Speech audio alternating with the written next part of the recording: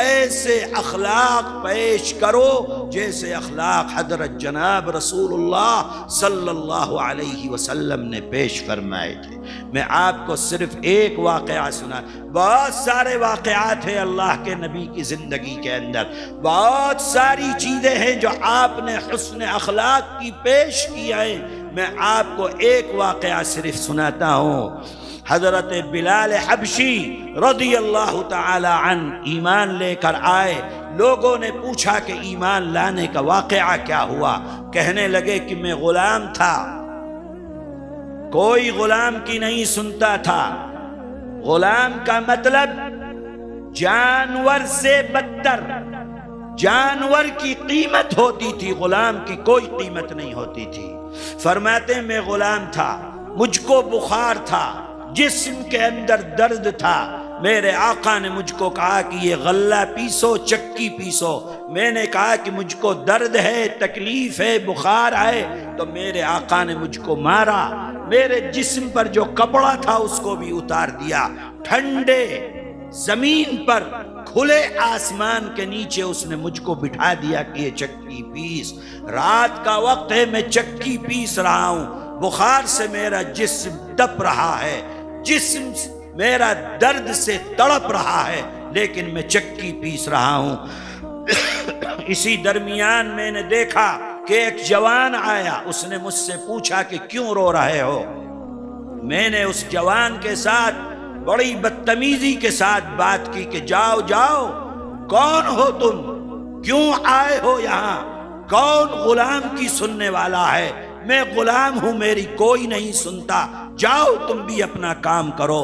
لیکن اس جوان نے مجھ سے پوچھا کیا بات ہے، کیوں رو رہے ہو، کیا تکلیف ہے؟ میں نے اس جوان کو اپنی تکلیف بتلائی تو میری تکلیف کو سن کر وہ جوان جانے لگا۔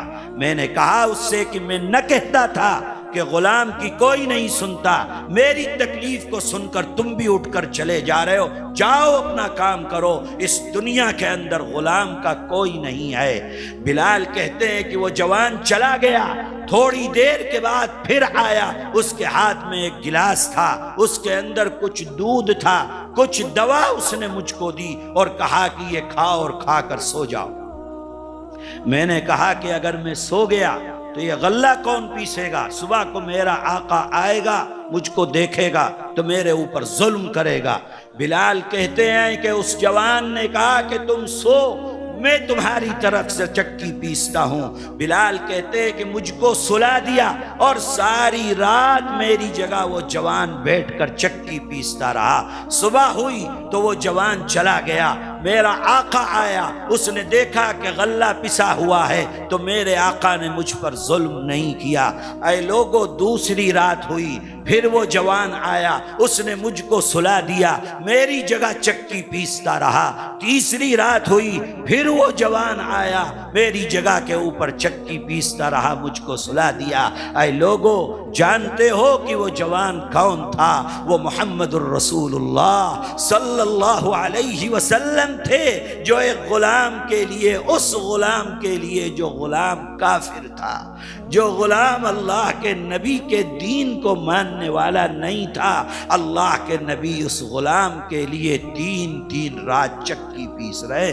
یہ حسن اخلاق تھے، جن حسن اخلاق کو پیش کر کے اللہ کے نبی نے لوگوں کے دلوں کو فتح کیا اور انہیں اسلام کے اندر داخل فرمایا۔ اے میرے بھائیو، یہ حسن اخلاق، فرماتے ہیں کہ اگر پیدا کر لو، کوئی بھی انسان تم کو دکھے جو پریشانی کے اندر ہے، کوئی بھی انسان تم کو دکھے جو تکلیف کے اندر ہے، یہ مت دیکھنا کہ اس کا مذہب کیا ہے، یہ مت دیکھنا کہ اس کا دھرم کیا ہے، یہ مت دیکھنا کہ وہ کس جگہ کا ہے، تم اسے جانتے ہو نہیں جانتے ہو، پہچانتے ہو نہیں پہچانتے ہو، اگر کوئی تکلیف کے اندر ہے اور تم اس کی مدد کرتے ہو، تم اس کے لیے کھڑے ہوتے ہو، اس کا سہارا بنتے ہو، تم اخلاق پیش کرتے ہو، اللہ کے نبی فرماتے ہیں اگر اپنی زندگی کو ایسا بنا لیا، دنیا جاتی ہے،